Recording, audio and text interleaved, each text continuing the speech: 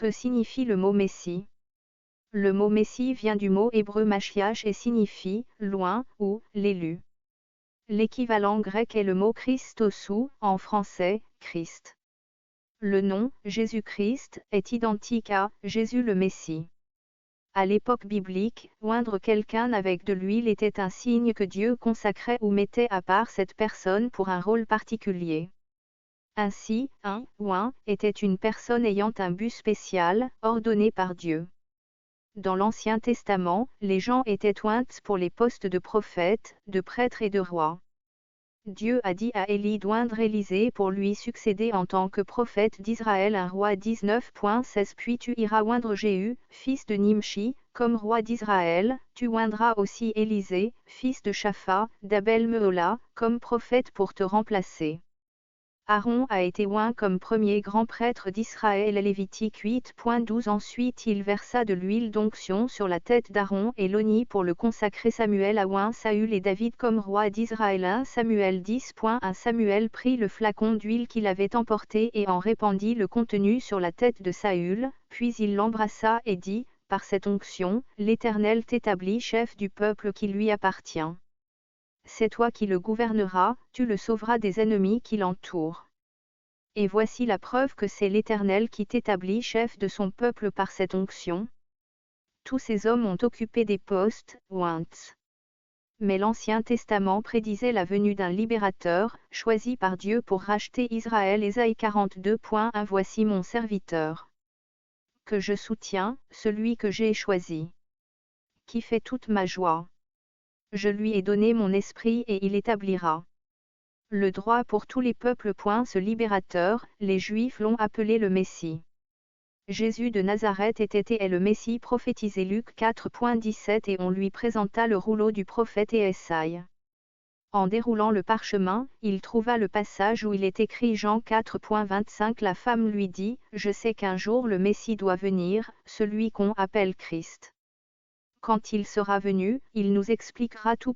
Tout au long du Nouveau Testament, nous voyons la preuve que Jésus est l'élu. Ces choses miracles ont été écrites afin que vous croyiez que Jésus est le Christ, le Fils de Dieu, et qu'en croyant vous ayez la vie en son nom. Jean 20.31. Mais ce qui s'y trouve a été écrit pour que vous croyiez que Jésus est le Messie, le Fils de Dieu, et qu'en croyant, vous possédiez la vie en son nom. Nous entendons également des témoignages selon lesquels Jésus est le Christ, le Fils du Dieu vivant. Matthieu 16.16. Simon-Pierre lui répondit, tu es le Messie, le Fils du Dieu vivant. La preuve ultime que Jésus est bien le Messie promis, loin, est sa résurrection des morts. Acte 10.39. Nous sommes les témoins de tout ce qu'il a fait, dans le pays des Juifs et à Jérusalem, où ils l'ont mis à mort en le clouant à la croix. Saint un témoignage oculaire de sa résurrection et du fait que, c'est lui qui a été établi par Dieu juge des vivants et des morts. Jésus remplit le rôle de prophète, de prêtre et de roi, ce qui est une preuve supplémentaire qu'il est le Messie. Il est prophète, car il a incarné et prêché la parole de Dieu. Jean 1.1. Au commencement était celui qui est la parole de Dieu. Il était avec Dieu, il était lui-même Dieu. Luc 24.19. Quoi donc?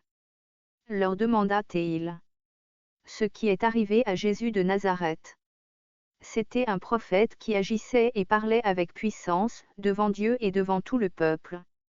Prêtre, car sa mort expie nos péchés et nous réconcilie avec le Père. Hébreux 2.17. Voilà pourquoi il devait être rendu, à tous égards, semblable à ses frères afin de devenir un grand prêtre plein de compassion et fidèle dans le domaine des relations de l'homme avec Dieu, en vue d'expier les péchés de son peuple.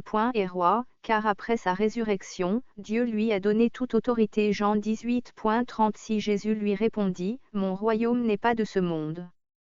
Si mon royaume était de ce monde, mes serviteurs se seraient battus pour que je ne tombe pas aux mains des Juifs. Non, réellement, mon royaume n'est pas d'ici. Éphésiens 1.20. En la faisant agir en Christ lorsqu'il l'a ressuscité et l'a fait siéger à sa droite, dans le monde céleste. Apocalypse 19.16. Sur son manteau et sur sa cuisse est inscrit un titre, Roi des rois et Seigneur des seigneurs. Les Juifs de l'époque de Jésus attendaient du Messie qu'il rachète Israël en renversant la domination des Romains et en établissant un royaume terrestre. Acte 1.6. Comme ils étaient réunis autour de lui, ils lui Demandèrent, Seigneur, est-ce à ce moment-là que tu rendras le royaume à Israël? Ce n'est qu'après la résurrection de Jésus que ses disciples ont finalement commencé à comprendre ce que les prophéties de l'Ancien Testament signifiaient réellement que le Messie ferait. Luc 24.25a. Homme sans intelligence. Vous êtes bien lents à croire tout ce que les prophètes ont annoncé. Le Messie a été, d'abord pour délivrer son peuple spirituellement, c'est-à-dire pour le racheter du péché. Jean 8.31. Alors Jésus dit aux Juifs qui avaient mis leur foi en lui, si vous vous attachez à la parole que je vous ai annoncée, vous êtes vraiment mes disciples. Il a accompli ce salut par sa mort et sa résurrection. Jean 12.32. Et moi, quand j'aurai été élevé au-dessus de la terre, j'attirerai tout homme à moi. Jean 3.16. Oui, Dieu a tant aimé le monde qu'il a donné son Fils, son unique, pour que tous ceux qui placent leur confiance en lui échappent à la perdition et qu'il ait la vie éternelle.